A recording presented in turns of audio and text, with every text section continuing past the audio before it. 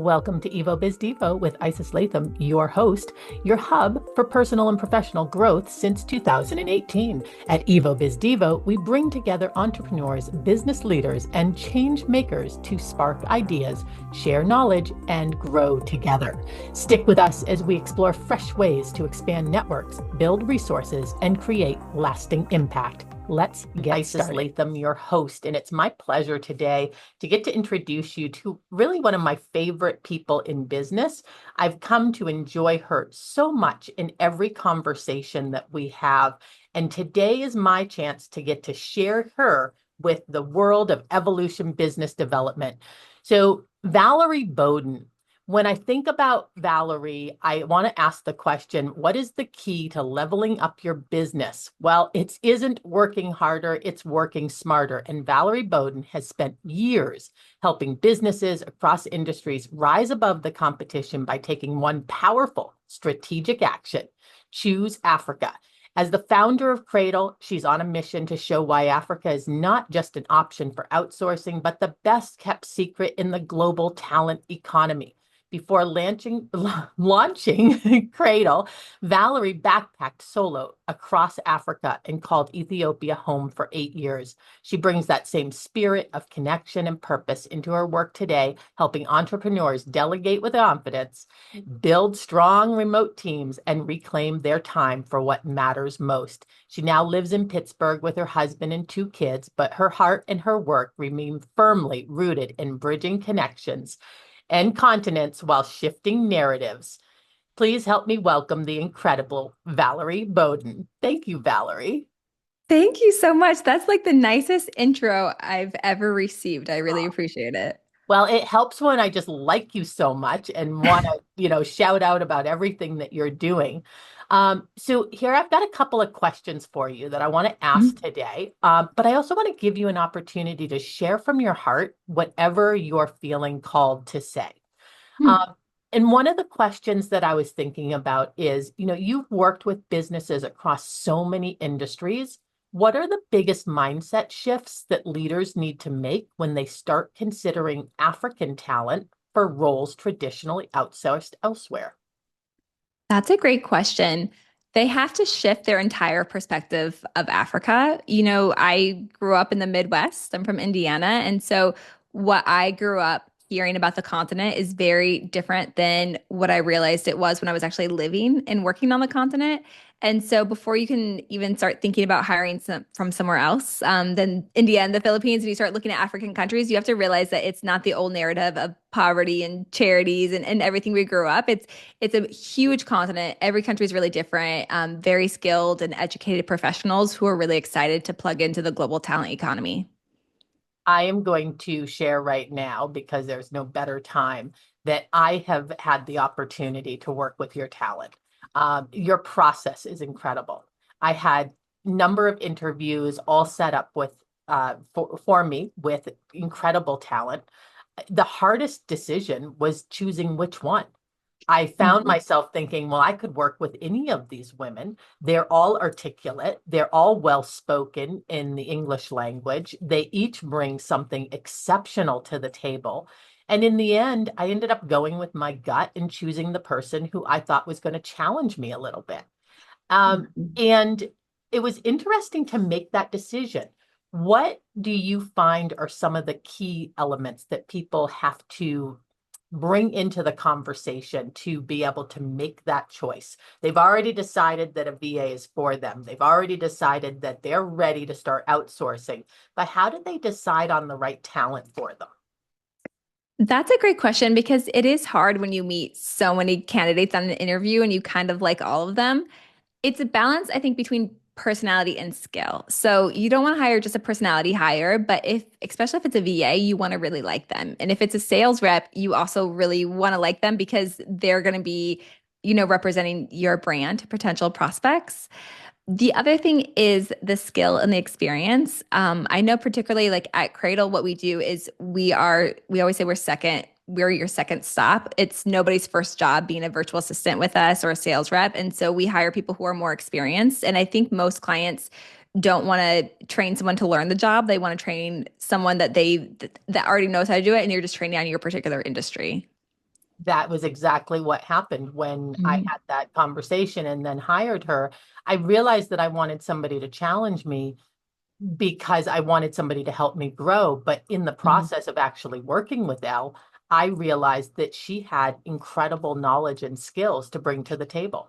And Mhm. right off the bat, she started, you know, carefully, right? She didn't want to upset the apple cart, but Mhm. she started helping to implement them and giving me recommendations. And I found that I probably accomplished, and I say probably only because, I don't have a specific metric to use at the moment, but I probably accomplished more in the work that I brought to her initially in those first 6 weeks than I had in, say, 2 years of trying to DIY it or outsource it here or hire over there.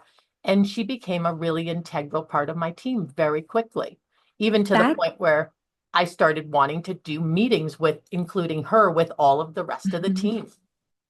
That's amazing to hear. I think part of it is also if you look at like the African continent and you see all these professionals who have been, most companies won't hire them. You know, if they were to apply for a US company and you see someone from Zimbabwe or Ethiopia, most US companies wouldn't even give them an interview. So when you actually give them the opportunity, like they're so excited, they work hard, they're young, they're tech savvy. So you're right, you're going to get accomplished so many more things because you have someone who's like really excited and energized to prove themselves and to show themselves like why they deserve the job. Yeah. Well, and you did the hard work, right? You found the talent, you Mm. found the client, you're being the matchmaker. So for someone who's never hired a VA before, what are the most common tasks you recommend delegating first? That's a great question. I think you have to really think of the strategy because a VA isn't going to fix your life or fix your business if you don't put them into the right strategy. So it's whatever, there's certain things that only you can do. Like only you can show up on a podcast, but a VA can book that podcast for you. So I would always start your VA off with admin. My personal assistant helps me with my email, my calendar, helps me with like LinkedIn. It could be doing some projects. I have like a laundry list of projects that my VA just chips away with when she has extra time. It could be with social media, it could be research. We have one of our clients is a professor from Harvard, and he had his VA fight a parking ticket for him. So, I mean, you can get really out of the box with what you need a VA to do, but it's anything that you can really train on, delegate on, and frees up your time because that's ultimately what you want to do is buy back your time. I am pretty convinced that everybody needs a VA personally, and I have some theories behind that. But I want to ask, have you ever found anybody who didn't need a VA, no matter at all in their life? And VA virtual assistant, if anybody's trying to figure out what that is. Great question. No, I do think everybody needs a VA. I mean, at some point, maybe you don't need 40 hours, maybe you just need 10 hours. But certainly, I think if you're a business leader or an entrepreneur, there's things that you shouldn't be doing. You shouldn't be copy pasting. You shouldn't be trying to find a guest podcast. You shouldn't be doing your own calendar, your own email. There's so many things that a VA can help you with. And you can free up your time to do more strategic thinking. So my VA actually booked you to be my speaker. Yeah. She did everything. She handled it from start to finish. She even recommended, based on the people in my sphere, that it should be you. Great choice, Elle. Well done. Elle's amazing. Like shout out to Elle. In addition to that, I was given an offer to create a presentation recently, and it was a really high level presentation. We had to create a financial um, game that was going to be played with the entire audience, but just me being able to show it in 10 minutes. I Wow. sent over screenshots of some ideas. She took those screenshots. She created all of the slides. It ended up being 12 slides with a header Mhm. and an end one. And she provided me with the finished product, then got on with me for about 5 minutes. And I said, I'd like to tweak this, this, and this. Can you do it? It was done by the time we were done on that call. I love that you share that example. So I would call that the 10-80-10 rule. So you do the first 10%. You sent her kind of what you wanted to look like. You gave her the outline. Elle did 80% of the work. And then you did the last 10%, which is just like the tweaking and the finishing touches. And that's like exactly how you should use a VA. It made me feel so ready for that particular speaking opportunity. Mhm. And I'll even share that by the time we wrapped up that meeting, I had somebody who was in my sphere, who knew me well, who listens to me every week, asking me new questions, which then led to a qualified referral within 48 hours. Wow. Yeah. That's amazing. So talk And about return on investment. that's so cool. And it's a great demonstration of, again, what a VA can and can't do. Like only you can show up and give that presentation and, meet that prospect. But anybody can help you prepare that PowerPoint and save your time so you can spend more time showing up and meeting clients. It's and the end goal, isn't it? So, what do you say to someone who's hesitant to delegate because they think, oh, it's just easier to do it myself, right? Because I built a lot of PowerPoints up to that point, especially when it comes to marketing or sales support. Great question.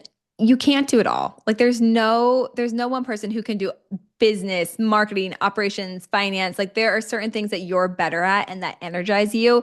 And so I would delegate the things that don't give you energy and don't fill you up and don't move the needle forward. And even if you think you can do it all, there's going to be a point where you're going to drop the ball because you can't serve all your clients and keep growing your business and handle the legal and the financial that comes with it. And what you're going to find is that the person you hire can probably do a better job than you can because that's their only job and they're dedicated to it and they can spend 100% of their energy on it. And then it will free you up to do what you like more. And so, yes, like you shouldn't, you need to delegate. It's an important life skill and business skill for sure. Do you have any recommendations on how to perform a audit for a Mhm. business owner? So I have clients who use fancy apps. I am not a fancy app kind of person. I just use Google Sheet and I did 15-minute increments like 9 to 9:15, 9:15 to 9:30. I tracked it for I think about 2 weeks and I would write the actual task I did and then the next column I would put like the general category. Was that a marketing task, finance task? And when I first did my time audit, it was so shocking in the worst way. I found out I was doing 12 hours a week on email. So that was like 25% of my time just doing email.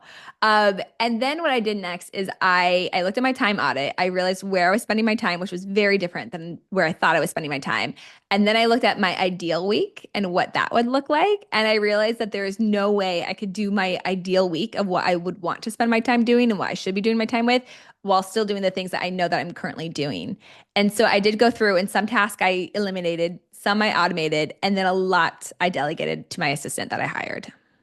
I just want to give you a high five right through this camera because that was one of the best actions I ever took in my business. I did it about 3.5 to 4 years ago, and I was horrified to find out one, how often I flip back and forth from one task to another, Mm-hmm. wasting time and energy and reducing my skill, honestly, in what I was doing because I was trying to take care of 10 things at once. Mm-hmm. And so I did that, and I actually did it just like you're talking about. I didn't use any fancy apps because I determined that I didn't need to add to that list trying to learn a new system. So Yes. when I knew how to record, just scratching it out, but having it on the other monitor. And I've asked a lot of people to do that, and I've met with a lot of resistance. Did you resist it for a long time, or did you pick it up pretty quickly and easily and just say, well, I need to do this. I want the result. No, I resisted it because I thought I knew what I was doing with my time. I really didn't know. It's kind of like if you've ever tracked calories, like you don't realize how many calories are in a beer or in a cupcake until you see it and you're like, "Oh my goodness." And so I think it's something that everyone should do and maybe even once a year because once you hire an assistant, maybe you realize that you backtrack or you brought on new work and now you're falling into old habits. And I'll even track what my assistant's time is doing because there are some things that like she could get an assistant for at this point. And so I think it's important for everyone on your team to do, but especially for business owners, once a year, it should be mandatory. You just said something that I have been preaching now for a Mhm. bit in saying, I would even go so far as to say at some point I will hire a VA for my kids because Mhm. why do they need to do some of these tasks? Now they have to clean their own room because they got to learn that before I'll hire somebody to do that part. And we Mhm. do have a housekeeper. The housekeeper does the rest of the house, not their rooms. They haven't earned that right yet.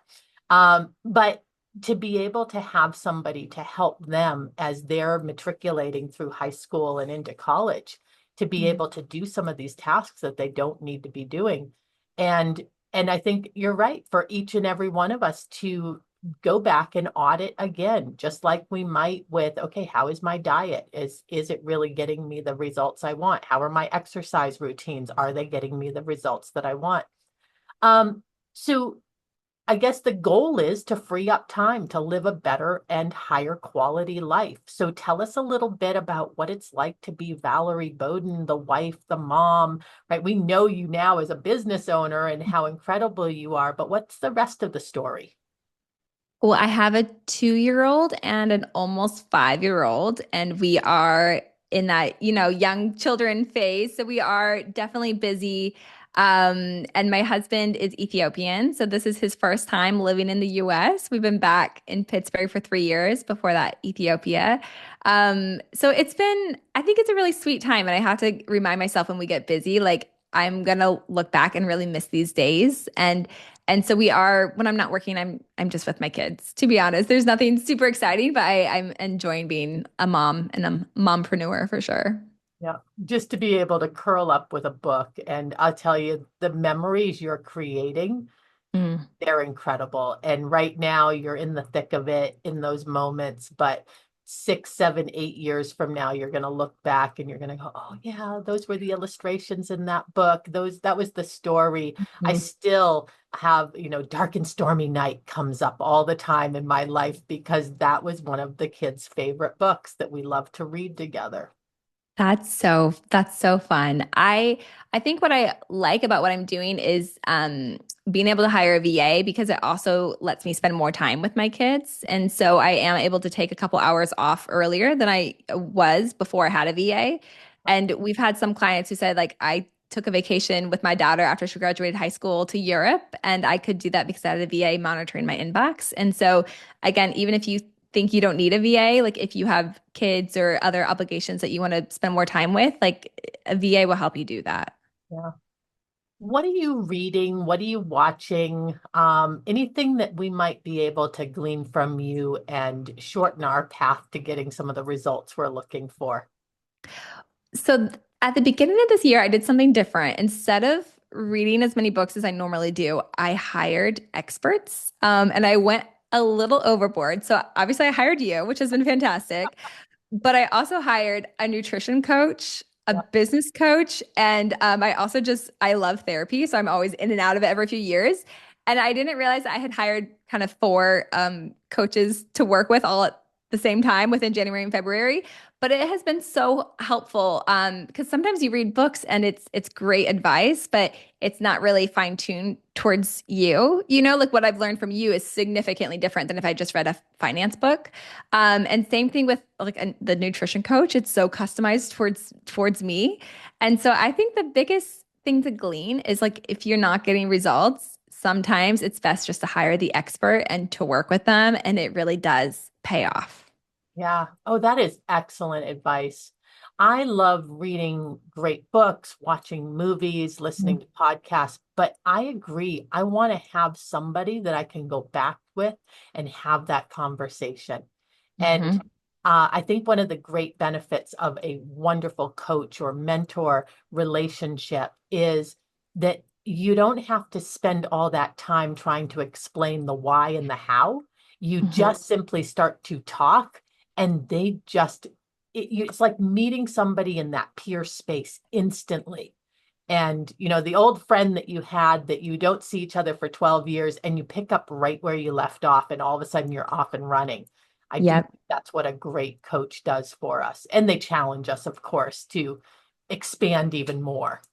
Yes. Yep. And it's something about working with a coach where you can just really take it to that next level. I know when I started working with you, I felt like I was like so out of the box because I'd like lived out of the continent. My husband's an American. How do you do finances for that?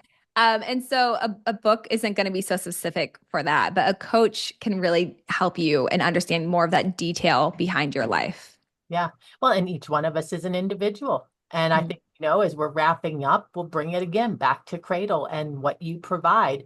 It's not a one size fits all. It Mhm. just happens to be that you have curated a environment where you have a solution to just about every problem.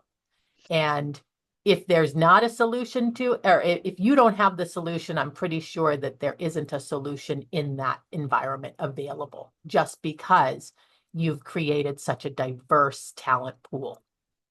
Yes, I would say we have a great diverse talent pool because again, every client needs something different. And we also really focus on fitting into the client's current system. So sometimes people will say, well, like, how do I communicate with them? And it's like, how do you want to communicate with them? If you're a Slack person, they're on Slack. If you're Teams, if you're WhatsApp, we want them to fit into your company so it feels like a real team member. So it's harder to be bespoke, but I think that's what people need, especially when you're working with remote talent. And so that's what we try and focus on. Well, you're doing an excellent job. You're not trying, you're doing. How does somebody get in the world of Valerie Bowden and see what's going on with Cradle? Maybe they're not ready to hire you yet, but they want to make sure that you're front and center, that you are easily accessible, and that some of the ideas and the thought leadership that you provide is getting into their consciousness. Where do they find you? How do they do that? Well, I live on LinkedIn. I'm LinkedIn junkie for sure. So Valerie Bowden, LinkedIn. And I do post a lot of tips on how to work with remote talent. So whether you are already working with a VA or thinking about it, there's lots of tips that you can grab and steal, whether you work with us or not. And then we post a lot on our YouTube channel. And we also have a podcast where we interview like business leaders. And a lot of them are working with our talent. So you can kind of see how everybody uses VAs and sales reps differently. And so there's, yeah, tons of free advice out there. That's wonderful. So podcast, LinkedIn, and a great website. Well, what more do we need? Any parting thoughts, or just do you want to tell us to have a great day? I do want you to have a great day, but I would say my parting thought is our slogan. So choose Africa is kind of the slogan of Cradle. And I would just say for anybody out there who's looking at remote talent, um, there's just there's a clear ROI for hiring from Africa. There's a cool social impact. And if you're looking for a team member that you really want to grow with and that will stay with your company and can advance with you, I do think African talent is the best place to hire from. Well, I got to say, I'm now a believer, and I love a good ROI, return on that investment, whether it's your time, energy, or money. And it's been a great choice financially as well. So I second that. Well, Valerie, thank you for being with us at Evolution Business Development. This has been a treat. Thank you so much. I've enjoyed being here. Thanks for watching. If you enjoyed this video, don't forget to like, subscribe, and turn on notifications so you never miss an episode. Want to be our next featured speaker? Click the link in the description to register, and let's stay connected. Follow me on all those social media platforms for financial tips to help you make your money work smarter while you build financial stability. Stay tuned for more, and see you in the next one.